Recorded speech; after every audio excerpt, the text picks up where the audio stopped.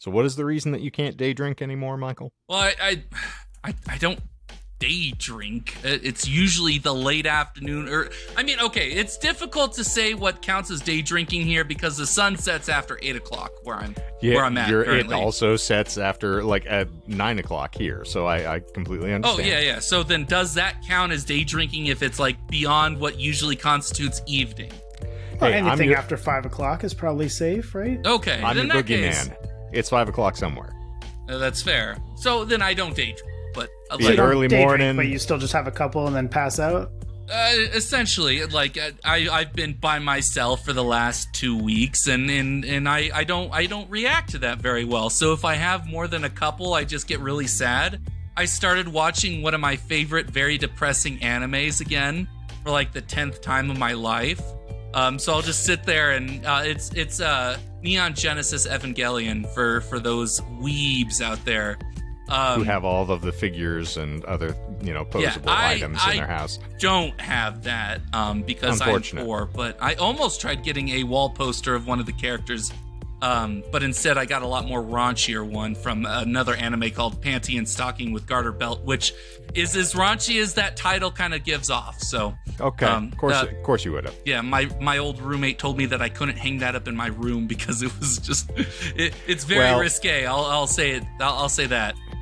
I was talking to our good friend, superfan Steven, about some artwork that was being created recently, and lamenting the fact that I have to clean up the random material in the anime aisles as we're floating through. Oh, because, the random material. We have manga that gets pulled off the shelf, and the one that I found in particular the other day when I was going through prepping for clothes had fully fleshed out labia in full view on the cover of this thing. And I mean, it was a woman with a skirt up with panties that were very well formed to her genitals, basically. And I was like, it's a topographical map of Utah down here. I don't know why this needs to be on the cover of artwork, but hey, I mean, if you're lonely and this is what's going to get you over the hill, then why the hell not? But so you can see your Salt Lake City. Exactly. Unfortunately, what I could not find was the tabernacle for the choir to fit into and sing the hymns to the high heavens. But I did exclaim by the eternal, behold, this is the Great Salt Lake Valley, and this is the Disinformed Podcast. I'm Shane. I'm Doc. And I'm Michael. And to quote the Hold Steady, they say you don't have a problem until you start drinking, until you start drinking alone. And they say you don't have a problem until you start bringing it home. Well, and you can drink alone. Are you either of you familiar with George Thorogood's "I Drink Alone"? His song. I mean, not biblically speaking, but I have not had sex with it either. So highly recommend. Highly recommend giving it a listen, Mr. Michael. Oh, I thought you were going to say I highly recommend sleeping how with high? It. It's salty down there. Oh, guaranteed. Like a salt lick. Oh, gosh. Yeah, good looking. It's that pink salt. And sorry. Ooh. Speaking of, yes, watched videos of her talking about her father being reincarnated as a hawk. So I can appreciate that. Yeah, we're all over the board today. So for those of you who enjoy our schizophrenic episodes, this one's going to be right up your alley or your Great Salt Lake Valley, if you will. But we were in the midst of prepping to do an episode, and Michael claimed that we are going to be in our fields this evening, and I can share my particular perspective on that as well. But so what we usually do on the show is dive into random esoterica and lie about it. That's the shtick that has held us for over 200 episodes. It's not going to happen this evening unless we whip a couple in. We have, I'm working up for possibility of future ventures, occasional disinformed tidbits. For instance, the great Van Morrison song Moondance is actually penned in honor of his devotion to anal sex. And if you don't believe me, you go back and listen to Brown Eyed Girl as well, and you tell me that Van Morrison doesn't have an anal fetish. I'm guaranteeing that right now. Just read between the lines. Someone's going to pull this, Brian Adams talking about the summer of '69 is all about a little oral activity. I'm saying Van Morrison wants a little analingus. That's what I'm driving at. Okay. I mean, yeah. So there you go. Delicious. Depending on what she ate, or he ate, or they ate, or them's ate, or hims ate. Hims.com. Not sponsoring this evening, unfortunately. That reminds me of some sort of Twitter discourse that I've seen as of late. So the word bimbo, right? Everyone is familiar with that term. Okay. Hashtag triggered. Okay, yeah, I know. Well, because technically you're a himbo. I don't feel like a himbo, but a himbo slice maybe. So I've seen people refer to like hot celebrities as himbos. The spacious in their head. Nothing but echoes in there, and that sort of idea. You just call Shane a hot celebrity with nothing in there. So yes, I did. I'm neither, unfortunately. I am the exact opposite. So then, of course, with evolution of discourse. We had the bimbo, now we have the himbo, and now we have the thembo. So, yes, and so so the discourse that came from that was, well, good thing we haven't heard of a herbo yet, which is good. And then Verbo. Well, no, we have heard of those. I get those ads all the time, and I'm like, yeah, why? It's also very spacious. Yeah, and I just can't afford those unless they have herbos with the shacks off the road. Shaq? Shaquille O'Neal? Shazam! You want to call me the big Aristotle? I'm sorry, Kazam. There we go. The movie, the great movie of the 90s. I was like, let's please not start going into the Mandela effect again. We've already done a full-blown episode. We do not need to start having Shazam versus Kazam. And it's one of the least popular episodes of the whole podcast. Or Shabazz the Great and Mighty, I think, was the other title we were throwing out there. But yeah, so then people came up with the new pronoun, the be and bem, for the bimbo. So I figured you guys would enjoy that. Yeah, this is why I stay the hell away from Twitter, I think, amongst myriad other reasons. What do you mean, X? No, it's Twitter. I don't give a shit what he says. X. There has got to be a coalition of African-American folks somewhere that are really incensed by the fact that this weeb is over here floating the idea his website for right-wing advocates is now going to be called X. Well, he's also, of course, labeled himself an African-American. Of course he has. I mean, he technically is by virtue of being South African, yes. Yes, but by the same rationale that the jackass at the end of Lethal Weapon 2 screaming, diplomatic immunity, was also an African-American, technically, at that point, too. Yeah. But, no, I like to, I only catch Twitter for the good discourse like that, or the cop that came out of the slide, if either of you have seen that. I have not. Well, I know what we're going to be doing as an After Dark because that shit is fucking hilarious. So it was this Boston cop, and I think it started on maybe TikTok, I don't know, but I saw it on Twitter where he comes out of this slide, this kid slide, so not like a very intense slide or anything, comes out of this kid slide at a playground going 88 miles an hour and just flying out of it. And he just eats shit. Exactly. He was trying to go back in time. But you hear him thudding in the slide, and all of a sudden you see him rocketing out as if he just took he was buttered and greased and just slid down. It's hilarious. That's the power of love, is what that is. There's so many memes of that. My favorite one had taken the beginning and stretched it out and had it be a Phil Collins song where it starts with the In the Air Tonight? Yes, thank you. Yeah. But we didn't want to go with Don't Lose That Number? No, because him coming out of the slide sound. I don't know your references. The fact that I called it the fact that I recognized it as Phil Collins is already way above my level. It's true. It's true. I don't expect you to get it. I already know your true colors. Yes. It's fine. Exactly. Michael, there's no jacket required.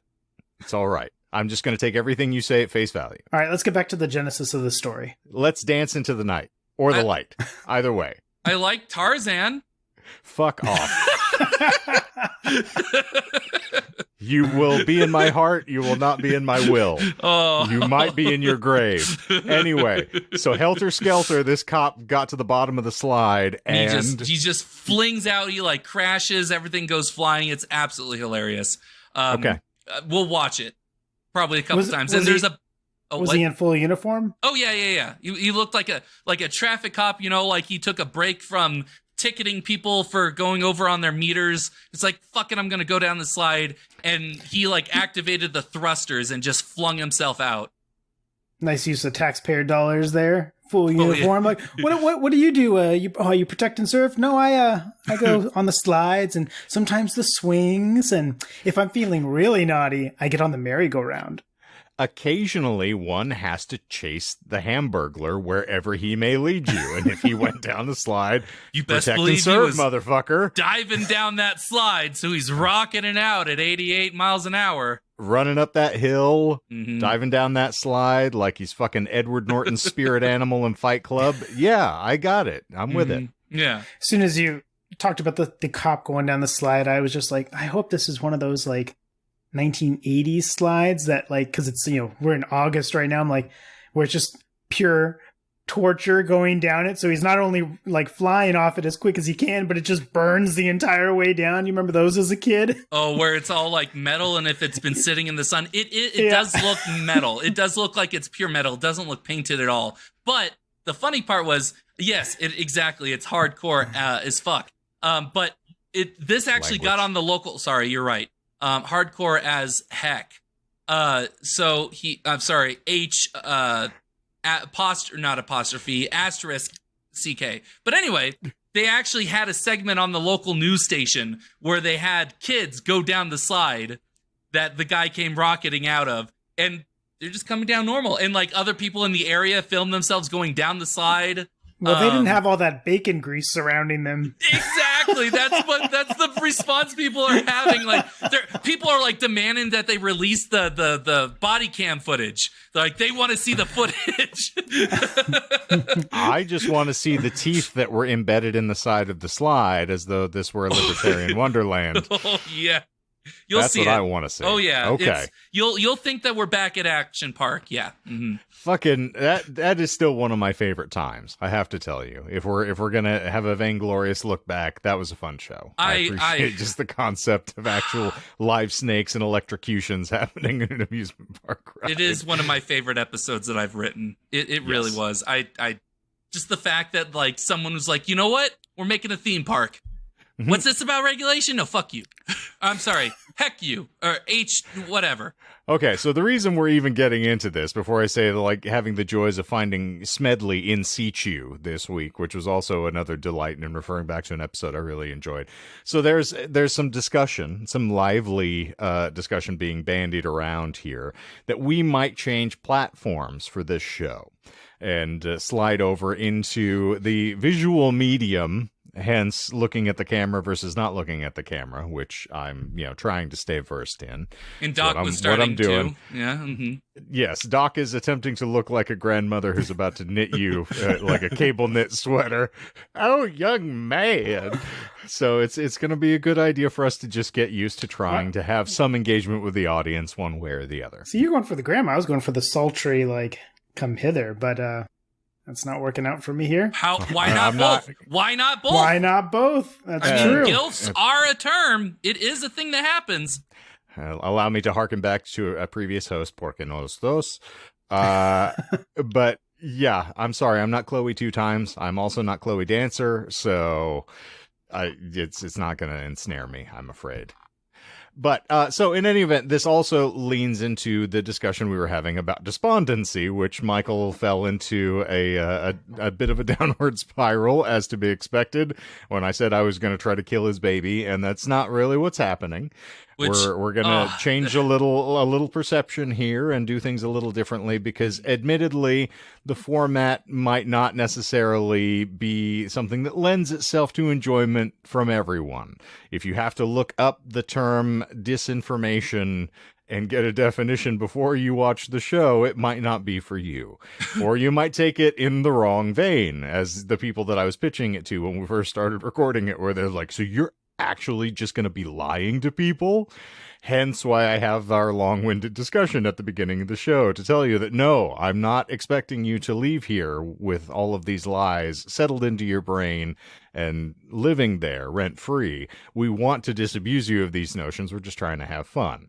But we figure if we liven things up a bit and we can do these lovely discussions that we have constantly here on the show, but we can also keep them a little more short form, and we can be a little less tawdry, slightly less racy, as opposed to talking about the Salt Valley, as we have been. Because I feel like some of the we had some really lovely folks who were very tickled. He switched cameras. How midstream? You don't do that. You don't switch midstream. That's just, in any event, we had folks who approached us at After Fan Fusion who were really appreciative of what we did there. And that was a bit of the sanitized approach for the show, as opposed to our normal, as the joke routinely is that I'm tiptoeing through the woods to steal the virginity of a fairy, which, you know. That's a good reference. Woo, that was like episode 7 or something like that. That was it was in the, I think it's in the first 4 or 5 episodes, and we were definitely a little more, I mean, for God's sakes, we were talking about Uncle Touchy for the first 25 episodes. Oh, God. In a constant good times. state. I remember listening to those episodes. Yes. So we can clean it up a little bit if we know that this is going to be something that is a little more fit for human consumption, as opposed to us just going into ribald humor for hours on end, which is great for us and very therapeutic, but not necessarily something that helps to endear us to a larger audience, as we've discovered. So if we want to keep doing this, we want to make it fun for all involved parties, and it's not going to change fundamentally what we're doing here at all, but we're just trying other things on for size. Fantastic. As we approach season 5, I feel like it is time to not necessarily do a full retrospective, but like to look back and say, hey, you know what? Let's change the formula a little, because we have done that. We have done that multiple times before in the past. So why not do it now? Like, to be stuck in your ways it's to, deny evolution. To not progress as a podcast, and I feel it is time to do that. Or to cease being a podcast and become a different medium. Technically, we can still post some of these things and label it on YouTube as a podcast, sir. Yes. So there you go. But also, I mean, technically a video cast is a podcast. It's all of these other things. But yeah, it is what it is. I saw a post on LinkedIn the other day, which is just a slap in the face for me as I was going back through, because they keep sending me these jobs to apply for. I was like, well, I guess if I want another soul-crushing installment of my existential angst being forced back onto me. Ooh, but one of the things that they had sent was a former colleague of mine who used to report to me put up a little post that said, you have to have a job where you are either learning something or making a lot of money. And if you're doing neither, you need to quit. And it's like, yeah. Oh, that would be nice. Yeah, sure. I feel that profoundly. And it does make sense. Because, yes, if you're not growing in one way, shape, or form, either with fiduciary concerns or from your experiences and the knowledge that you're accumulating over the course of your time frame, then yes, it is somewhat a wasted effort. And we have figured out how to lie about random esoteric nonsense over the course of 200 episodes. We do that pretty routinely and fairly well for the most part. I'm not being too self-congratulatory with that, but yes, we have gotten very skilled at that. Easy peasy, beautiful. And so, if we don't change it up, doesn't know what I did there. They will soon enough. Exactly. No, you're right. It's fine. You can keep your hand gestures. It's okay. I'm still going to be drinkered. I'm going to be drinker. I'm going to be drinker. I'm a drinker. Good old JR is going to become one of the characters, apparently. But I'm still going to be drinking non-sponsored beverages on the show routinely because I need to stay hydrated. But that's life. And I need to be hydrated in a different way, which is why I'm drinking alcohol. Yes. And carbonation. Crying. Yeah. I know that right now that's sweat, but that's neither here nor there. Oh, let's not get to the sweat again. I have a lot of malfunctioning body functions, okay, but I don't share them with you en masse here. There's some things that might make your liver quiver and your spleen turn green, but I wouldn't necessarily want to share them with you, lest we disgust our audience. I mean, I just want to put it out there, especially if we're going to the visual medium, so people don't think I oil myself up every time before recording. This isn't glistening skin from that. I also am a free perspirer, my friend. You have been in a room with me when we were recording. Oh, this is a thing. Whoa! God. What the hell happened? Really gonna need to cultivate this live recording things. We got somebody over here who's flopping cameras, pinging the mute, dropping his dagger that he's got in his left hand here to dispatch anybody who creeps into the bedroom with him. I didn't think that you'd heard the mute button again. I was so gentle. I was so gentle with it. The I was button giving it the clicks! It clicks! but I went so slow. I even looked at the Audacity thing here, and it didn't spike or anything. So I was like, okay, perfect. It clicks! I was like a ninja. You I'm can't able to unclick it. I'm able to move so slowly that you can't see. My movement is imperceptible. I can still see you. No, you can't see me. Yikes. On the subject of that, so I'll say what I got sad about, and then you all can join me in sharing what has gotten you despondent other than the talk of the show dying. It's not.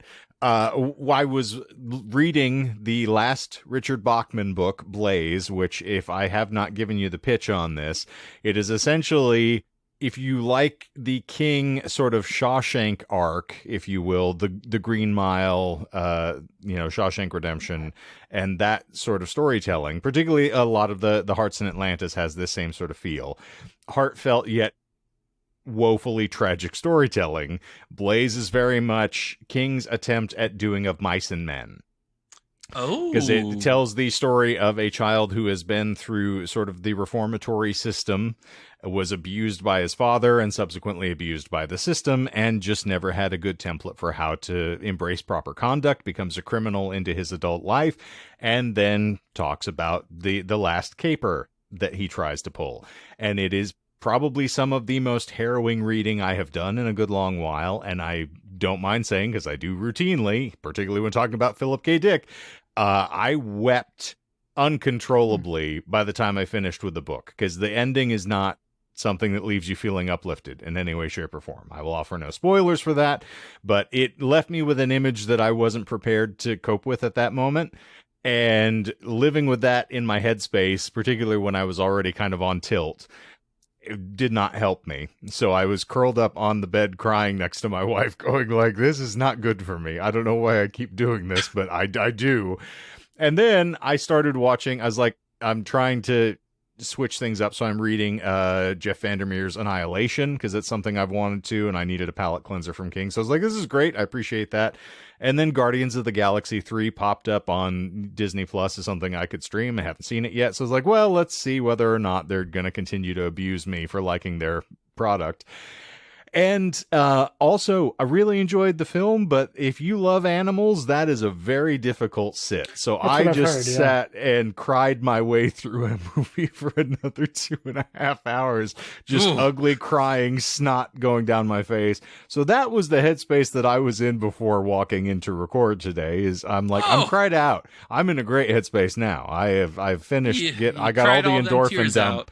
So yes, I'm great. There's a tear in my beer, and it's there because of you, dear. But that's where I am at. So, okay, what's bumming you out, Michael? Macker. Macker has been. No, I'm not doing that. Because I'm not going to do that voice. I've been by myself, so my wife and daughter had to go back to Phoenix. The future. No. 88 miles an hour down the slide. Say 80, yeah. Yeah, no, that's fair. I didn't want to say it, but I had to spoil it. Yes, they did go down the slide. Yeah, lubed in cop juice. Yeah, never mind. Left a lot of grease in that slide. Ooh, you go. By God, they killed him. Man had a family. So they left about 2 weeks ago, so I haven't really been all that happy about that. So I've been by myself essentially when I I go, I work, I come home, I sit down, and I wonder what I'm doing with my life. And so I drink. No, I actually, this is so I showed that I have a beer in hand, but this is the first time I've drank in this house in several weeks. I don't usually take beers to go. I go somewhere else. I work and then I go to the bar and I sit at the bar and I drink and then I come home and pass out. No, I just wanted to subvert the Tyrion quote. It's like, this is what I do. I drink and I blow things. Wait, I mean, I gotta pay for my beer somehow. But no, I'll just come home and then I'll be like, well, what am I doing? I don't like. I either spend a bunch of time what am I doing with my life? Kind of, where I'm like, well, I come home and then I'm like, well, what am I gonna do? I could play video games for 2-3 hours and then pass out, or I can just watch TV. So I started rewatching, like I said at the beginning of the episode, I started watching this anime from the 90s, Neon Genesis Evangelion, which I usually watch whenever I feel like my life's in a rut, because that show is incredibly depressing. It's very psychological. The director of the show, of the anime and later the manga, was suffering extreme depression, especially towards the end of the show. So he just takes that out on the characters. So it's a mecha anime. So big robots. Mm-hmm. They fight aliens, essentially. They're called angels, the aliens, whatever. But it's, because it's this genre, they're all 14-year-old children, and they now have to deal with the fact that... is this kind of like Gundam? Yes. Gundam. This is... I've always argued that Gangnam this style. anime... Gangnam Style! But this anime is, I always argue, is a deconstruction of that genre, where they take it and they make it as real as possible. Just as real as you can make a giant mecha fighting alien angel things. But like child conscription and... Yes, exactly. Child soldiers and everything. Yes, yeah. But they borrow a lot of the enemies that they fight borrow a lot from Christian mythology in terms of how angels are represented in the the Old Testament and stuff, where they're supposed to be like beyond your comprehension, like a bunch of wings, eyes, and stuff like that. So a lot of these monsters, that they fight, are very... They defy comprehension. Yes. Exactly, yeah. Or elder gods, eldritch horrors, if you will. Exactly. And so, that takes a toll on them, and it really, fucks with all the characters psychologically, because it's supposed to be the end of the world. It's a post-apocalyptic. Now they got to fight these aliens and all this other stuff. So it's a very interesting case study of just, how much people can suffer before they crack. Which I'm like, okay, I'm nowhere near this. My life is like... so you watch really it to feel better by comparison of I thought things were rough, but not like But that. I'm not jumping into a giant mech to fight some Lovecraftian Cthulhu beast. I thought you were just going down some sort of black hole there where you were like, oh, no. I watched this to think of what's the point of life? What's the meaning of life? Yeah, it's different than the manga I was discussing with the labia. Different hole. Yes. I was going to steal the Hannibal Lecter line about carrier pigeons. Is that, you don't want to breed two carrier pigeons because they'll swoop too deeply and kill themselves. So, it's important. They like to dive towards the ground and then veer themselves back up. And that's kind of what you're doing here, is tilting at the windmill. Yeah, and I know if anyone that's listening is an anime fan, I would definitely say to watch it. I'm not giving it the best sell, but when have I ever given anything a good sell? Exactly. I'm straining. I'm fighting to get there. I see the blood vessels, the veins on your head are popping. You're thinking hard. I see smoke coming out the ears. I have headphones on. That's the scary part. But yeah, I don't give good sells on things, but it's a very, look up other people's reviews of Evangelion. And if you're then you'll have a better depressed idea. And suicidal, no, check out this anime. It makes There's me help feel available better. somewhere, not Michael, but yes. Yeah, no one take anything that I say as advice. Except I'm advising you to watch this anime. Listen, no, life advice. Michael didn't even buy into his 401k, all right? If we've proven anything. It just doesn't make sound decisions. 12.5% on the table. So, Doc, how about you? Where's your headspace these days?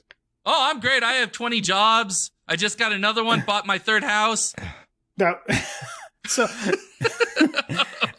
yeah, no, I wish I was that 20 pounds wealthy. of meat. Well, actually, I did make 20 pounds of meat. Yes. Yeah. I was like, I know that reference when he sent a picture of a grill full of meat for 2.25 people. Over the hill climbed Pissball Pete. 20 well, pounds no, I of did just hanging make meat. like 40 hamburgers or something like that because we did a backyard like a event. It was the end of the summer school thing that Elda teaches, and so we had her colleagues Backyard over. taco. Yeah, we had our colleagues over, and so did some grilling and stuff there, which was a very busy day. But no, outside of that, honestly, I'm not super depressed. It's very busy. I got 2 dissertation chair assignments, so I was on a few committees, but now I'm a chair for 2 doctoral students, so that's kind of exciting. So if you don't make one when the music stops, does that mean that you're disqualified or? Correct. Yes. Yeah. Okay. All right. Yeah. And that's exactly that's how you get your doctorate. Actually, you just have to be the last one with the chair. Last one into the chair, and then you get. Okay. That's why I'm practicing my, martial arts skills for that. And I finished up the training at the University of Arizona, and I've been assigned a class there on project and operations management, and so that starts on the 22nd of this month. So that con makes Dios. 30 jobs that you have now, right? Yes, exactly. 40, Well, I mean, sorry. Like, I'm just trying to, pay the bills. Bear down. Yeah, like, That's it's fine. You're just trying to bear down. I get it. I completely understand. just trying to make ends meet, brothers. Just trying to make ends meet. Phrase. I hate it so much. Well, they're wildcats. They got to bear down. Oh, you'll understand. You'll understand.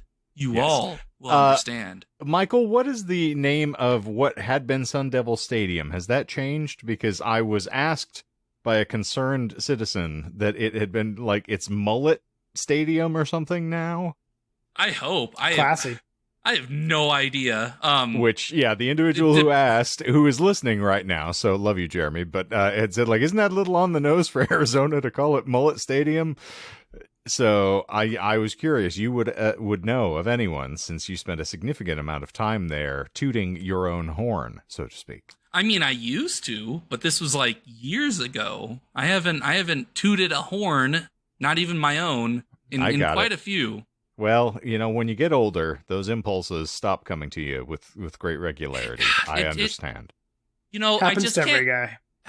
I just can't get it up like I used to. The tooting, the tooting, it doesn't work for me. You keep trying to dump your spit trap, and it just won't let go. Spit valve. Sorry.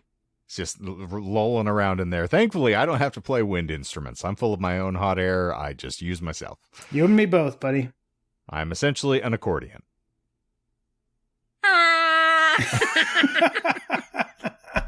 That was the joke. Okay, well, I also, since I had mentioned it earlier, I do want to say we need to lay flowers on the grave.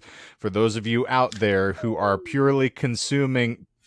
Can't even get through the sentence now. I'll cut it. So we the really listeners gonna can have still... to work this out. We got to get the kinks out on your impulse control issues before we make it onto air. If we're going to be doing this I was uncut, like, that's what he's about to talk about. Oh my God! You're yelling into the mic. You're wheeling around. You're hitting the mute button. You don't need the megaphone. Put down the megaphone, Doc. I literally moved it away from me. It is further away from me than it was at the start. It was right here before. Now it's over here. Have you tried putting the mic in another room when you record? No, Here we go. Don't do it in recording. There you go. Don't do it in situ. Is that better? Okay. Is that sufficient for you? Possibly. Now it sounds like it's echoing. It's like Son of a bitch. If you could do me a favor and just hit mute, that would really help me while I'm getting through this. Well, no, because we'll hear the... Fine, I'll live with the button push for once. All apologies, gentlemen. Jesus good reference. Christ. He's referencing other episodes. Yes, as he sits and drinks penny royalty. But, so, we are going to lay flowers on the grave here. We're going to mourn the passing of Stitcher, quite possibly the greatest of all podcast platforms. And so to former podcaster Courtney, well, she's still doing podcasts, I lie. But to former disinformant Courtney, my apologies. You are going to have to start consuming your content elsewhere, but I have gotten at least like 4 or 5 different messages that pop up while I was listening to other shows. Like, are you listening to this show on Stitcher? Well, unfortunately, you're fucked because we're killing it. It's going away. It's going the way of the dodo. We are clubbing it in the head like a baby seal, dragging it off the ice, and then putting it on ice. You're never going to listen to something on Stitcher again. Isn't that shitty?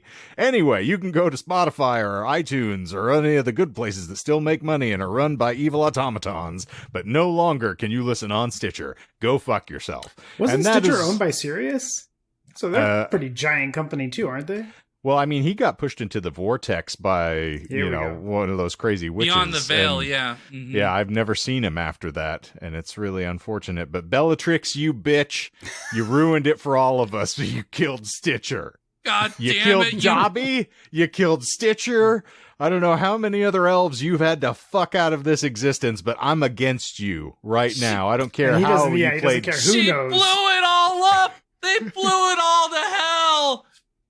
And Soylent Green is people, but I don't care how well you played Princess Margaret. God damn it. Bellatrix Lestrange, I have it out for you. We have beef with Bellatrix. Ooh, there's a podcast name for you.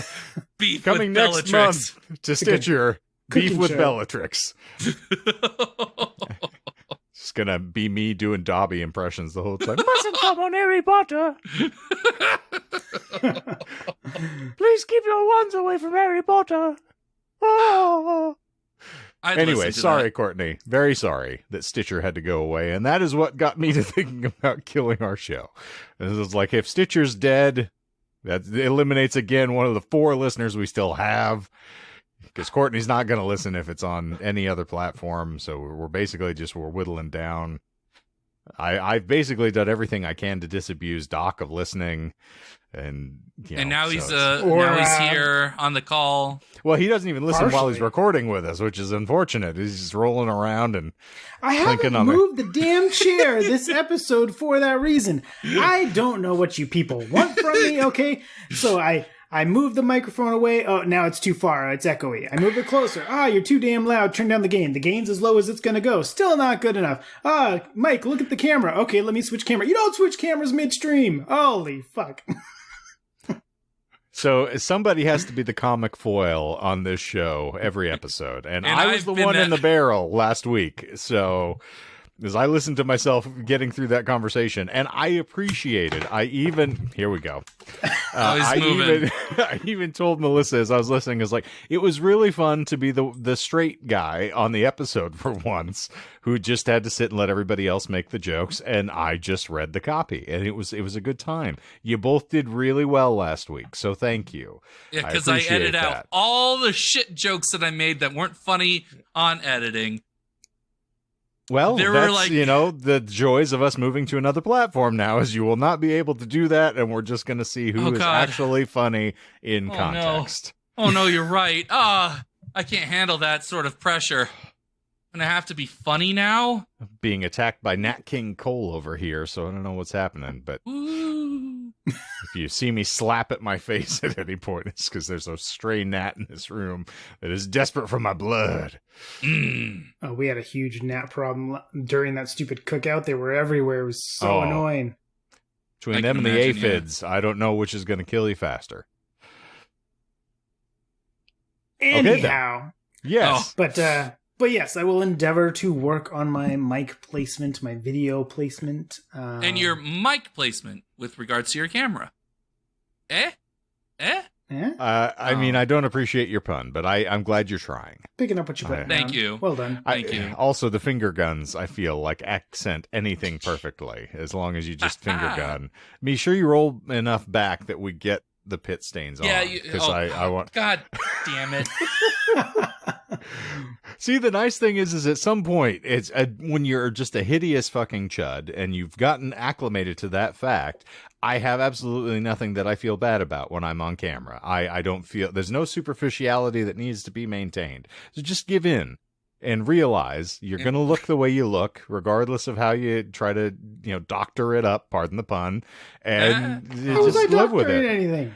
Oh my God. He's saying because I'm not a doctor. No, I don't. Okay. I will say that I definitely don't prefer this stupid angle.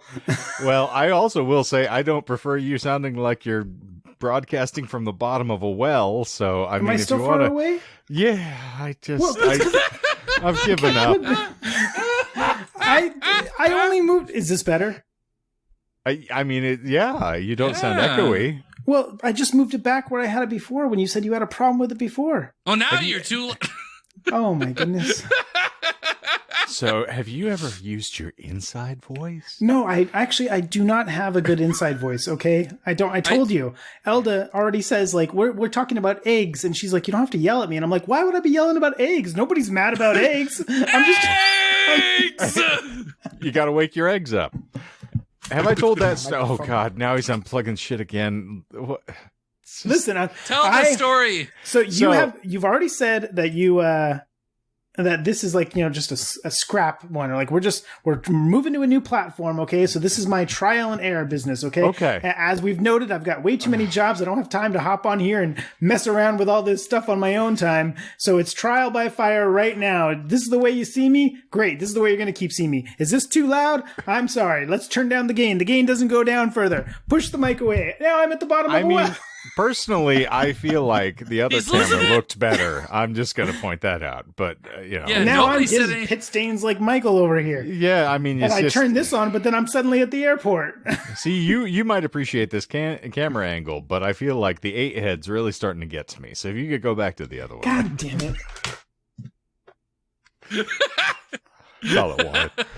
Okay. All right. Anyways. See, this would be great video content. That's all I'm saying. I mean, no why need for composure. Not? Let's just put all this on YouTube as is. I mean, of course, with some editing for the podcast. Just, but- use the camera that you bought for the purpose of looking good, and just put that at the place where the camera is now. Oh, they're both the same. So I told you that I bought Wait, the you camera. have 2 separate cameras? Well, I've got I have 2 cameras. Well, I've got 3 cameras actually. So I've got, because I told you that I had bought one. So I bought one. I got the one that comes with a stupid laptop. That looked like crap. We used to talk about how I look like crap. Oh, So that's I fair. bought Yeah, one. okay. So okay. I bought one for that. But then at the same time when I bought it, I was like, oh, well, let me try to order it through work, because I could probably just get one from work as part of my normal stuff. And that was going to be a million years. Yeah. And then, okay. But then I've never It's went all back and I coming canceled the back. order, and then it eventually just showed up, and it turned out to be the exact same one that I bought. So now I've got this one that you're seeing is my work camera that I just put on top of the laptop, and then the one that I transferred over was that. So I've got cameras now coming up my yin yang. I'm the Okay. I I'm was the cop going to coming out the suggest. slide. Okay.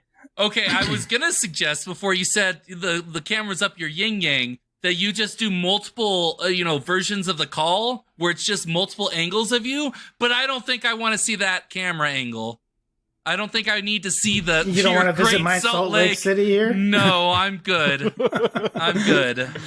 Especially if we're trying to be YouTube. I was going to say the Utah Board of Tourism is going to be really upset at us for the fact Which is who we're sponsored by today. Yes, Go visit your Salt Lake. That's Visit the Church of Utah. Mormon. Yeah. The Church of Mormon, in fact. Shows how much I know about the Mormons there. It is the Church of Jesus Christ of Latter-day Saints, I will have you know. Do you know I went to one of their performances one time when I was in...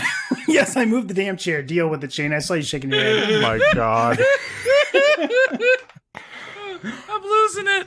I moved the chair once this entire episode.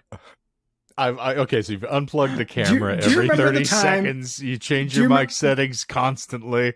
No, So I you have went not to- changed my mic settings. I've only moved the microphone to try to appease you. The camera is fair enough. So Have so you you tried went not to see. speaking?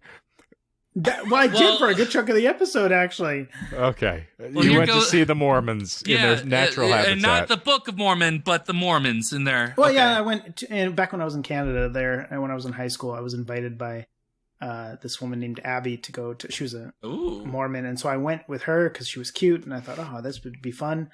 And then she heard me cracking jokes about the Heard cracking jokes about the about the- Mormons. Tough when some and- motherfucker's fucking around with a camera when you're trying to keep a straight line of thought, isn't it? Isn't that tough? Isn't No, that not weird really. just to have those? Yeah, your It's story one stops. of those. So One I of guess those it is luau. difficult. Well, we gotta describe this for the audio listeners. What are you waving in the camera? We must know. My dick. Well, okay. See, there you go. Allow me to present my trunk to everybody. Hello. There you go. Oh, I Enjoy. get that reference. It's an elephant.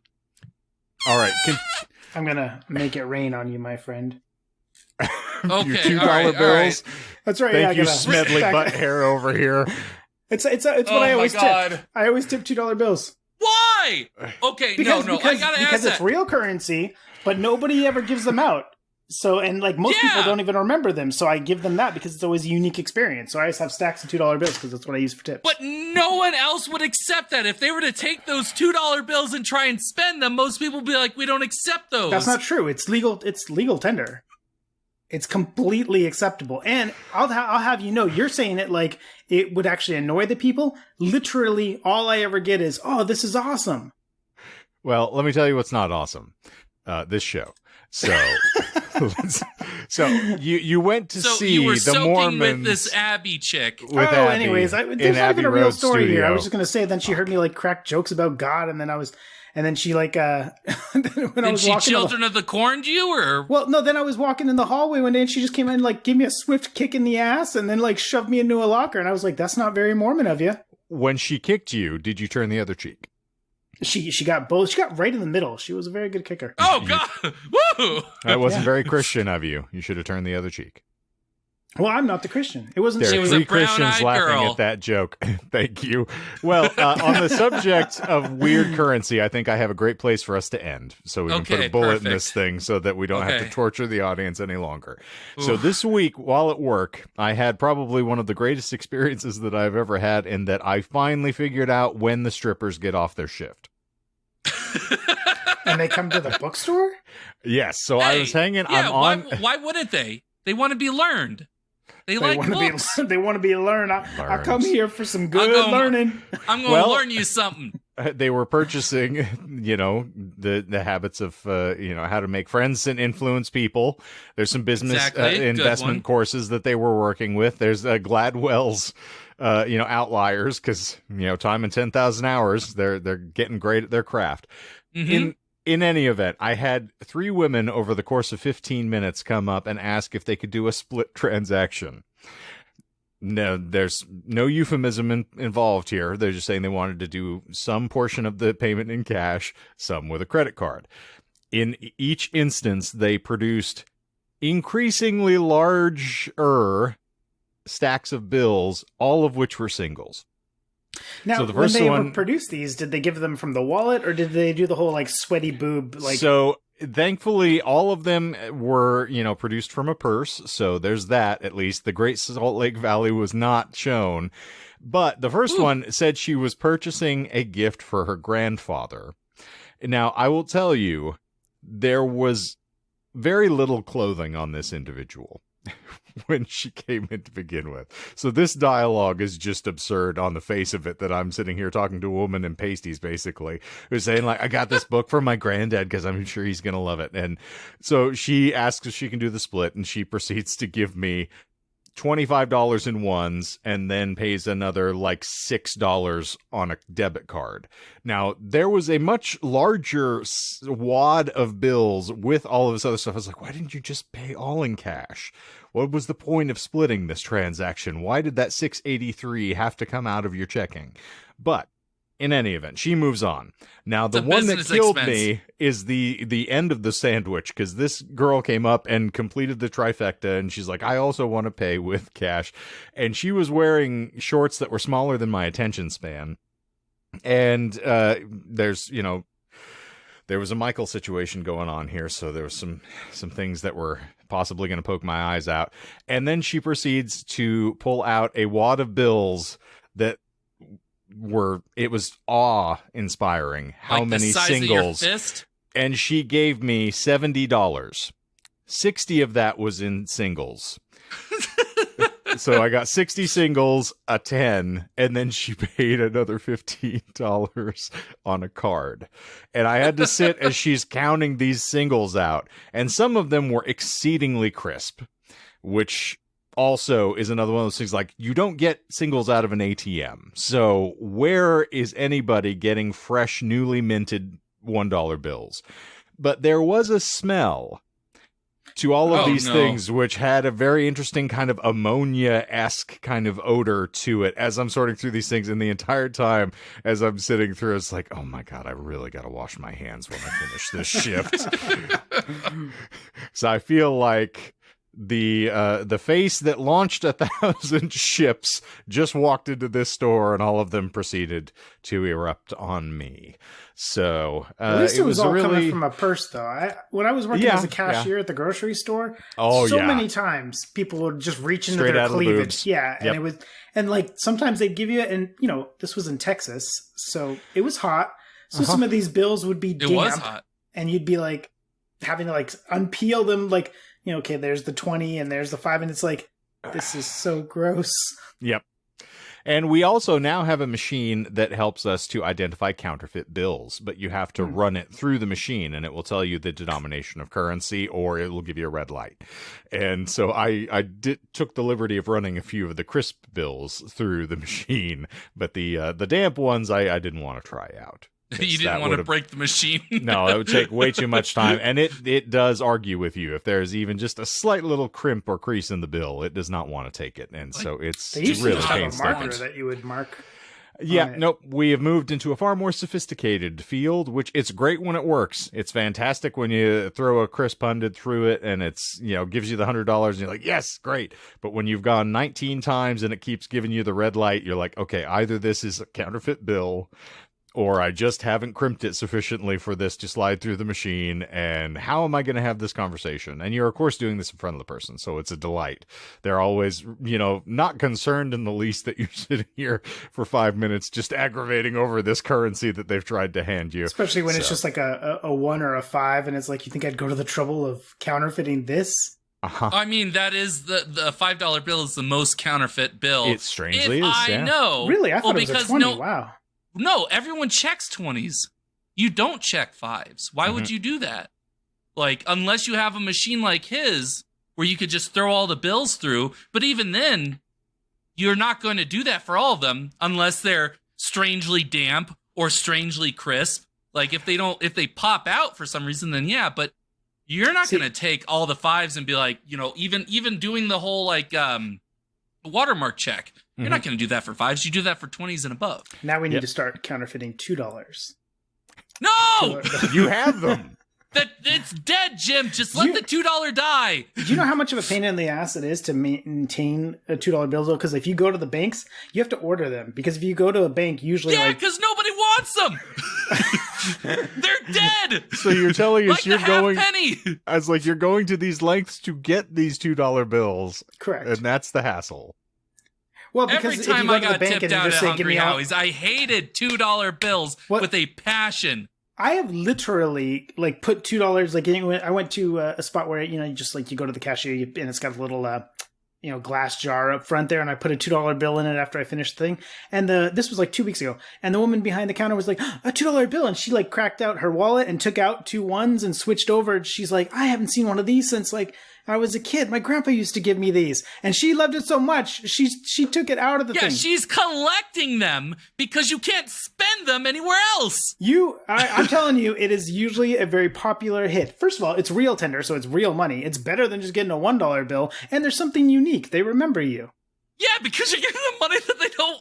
They're like, I'm gonna frame this because ain't no one giving me a $2 bill in decades. Coming soon to Nickelodeon, real currency. Every time Doc produces a $2 bill to pay somebody for a tip. I'm telling you, people love it.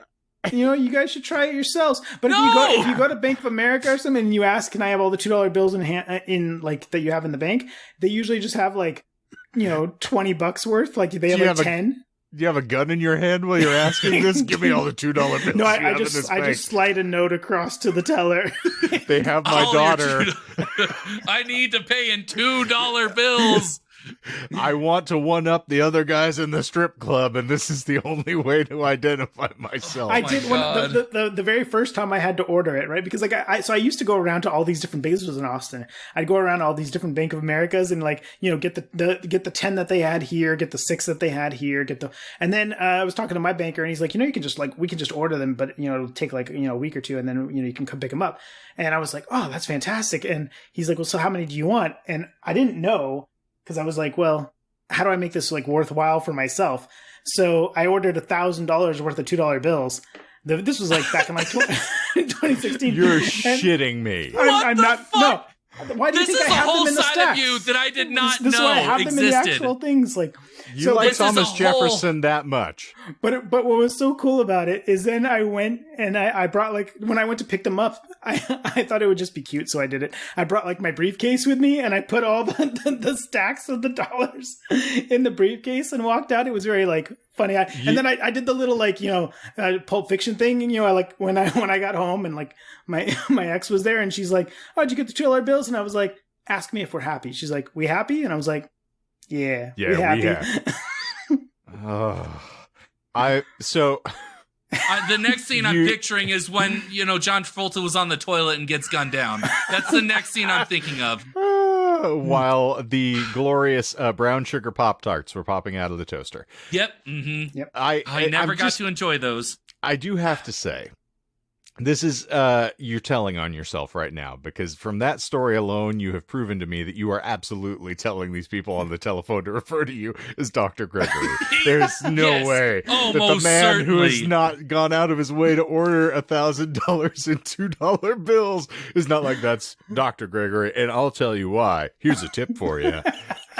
And I bet if they do an accident and call him Mr., he will be like, it's Doctor. Remember, Dr.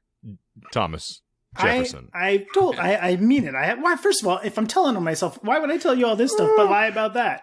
That's fine. I don't correct it. I have a string of stories of you just strolling up and being like, you know, this is the fanciest restaurant here in Virginia. I'm sorry, Dr. Gregory, we can't get the table for you this evening. We're fully booked. And then I just shake their palm and slide over. What would you say to Mr. Jefferson right here? Am I moving on up? Huh? And they're like, oh, a $2 bill. We've never seen that before. You can have the luxury suite. We'll send bar service to you right away, sir. Doctor. I'm going to remind everybody right now, based on this conversation, I pulled up the 11 Rules of the Earth to harken back to episode 2 here. And the one I want to point out to everybody here is rule number 8 of the 11 Rules of the Earth, which is do not complain about anything to which you need not subject yourself. I have to go out of my way to order these $2 bills so I can differentiate myself. I was just saying that it's cool. I literally do it because it brings smiles to people's faces, okay? Oh, you're WWE now. Fuck it. I'm bringing smiles to people's faces. I'm harming scores of other people to get there, but by God, it's a hell of a time, pal. Michael might not like it, but most people do. I also worked in the service industry for probably longer than Michael, and I can tell you I would love it. And did you spend it, or did you keep it? Of course did you hoard them? Hoard 500 $2 bills. I'll tell you what. Pass them through. Nobody complains about a $2 bill. You know what you would complain about is if you were in Canada and you had $2 coins. That would be a pain in the ass if I'm just giving people change all the time. Hey, let's not get your toonies and loonies in an uproar here. That's right. Okay? That's right. Oh yeah, that's the game. Calm gotcha. Down. Yes. Meanwhile, I'm screaming into my mic, and I don't give a shit. Yes. Well, if you're gonna make it rain this evening, you can be the rainmaker with the $2 bills. People love it. I'm telling you, go to the bank, man. Make it happen. You know, they get a kick out of it. Plus, you get to. I highly recommend everybody take their suitcase and go order some $2 bills from the bank. Okay, hold on. Before we continue this train of thought, I want you to look at me dead in the eyes and tell me that you think I have a suitcase like that. Well, you should. Why? But why not? Am I a businessman? Do I conduct business? Because we're moving to a new platform, and you are going to need to transfer all of our files. Okay, That is fair. If I had to do the sword in the stone, like singing and dancing and putting oh no, that wasn't a suitcase. That was like a little bag thing. Never mind. Reference not secured. Get out of here. Well, if I'll you get you a want, suitcase, Michael. No, I don't want. and he's going to pay for it with $2 bills. So if you don't have a smile on your face by the end of this episode, you can please write to Dr. Michael Gregory, care of the West Virginia Tourism Board, and he will send you a fresh, crisp $2 bill in order to bring you a little satisfaction and some peace of mind. As a tip, I'm assuming this person who's writing me is also doing me a service. Throw a little something in that envelope for me. Be sure you call him doctor, and that's the service. And that service as you send that anthrax, apparently. But all right, I think that is going to officially wrap this thing up for this evening. But if you've experienced joy, if there's a smile on your face this evening, you can tell us so. Please like, subscribe, rate, and review. We would love to hear from you. Obviously, it's going to be very important to us over the next few weeks as we run to determine the future of this. But if you haven't already gone over to our YouTube channel and subscribed there, I would strongly recommend you do so. It's probably going to be the best and simplest way to stay on top of our content going forward, regardless of what transpires. We guarantee that you can find us there regardless, because YouTube is generous to, flushingly white folks like us, apparently. Wow. Edit that. No.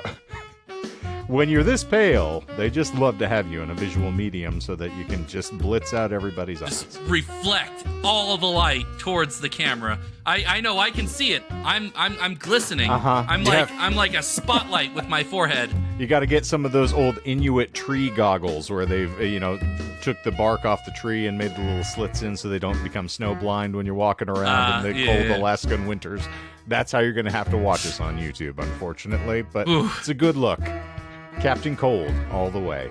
But, stick with us. More comic book references to come, and $2 bills for everyone. Coming right in a flash.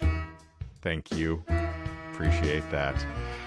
And Mirror Master over here is going to finally take us out. So, for the Disinformed Podcast this wonderful week, it's a glorious time for all of you. We love you. There's a link tree in the show notes. It'll take you to nonsense. Go find that. It's fine. I'm gargling. I have that, the phlegm on the uvula that I described hating so much as a voiceover person. It's accumulating, and I'm trying not to clear my throat. So, I'm going to get us out of this before it all goes tits up again, like the strippers coming into my bookstore. And so, for the Disinformed Podcast this week, I'm Shane. I'm Doc. And I'm Michael. We hope you have your $2 bills and a Baja Blast. And zippity zoop, we're out of here. $2 bills, y'all.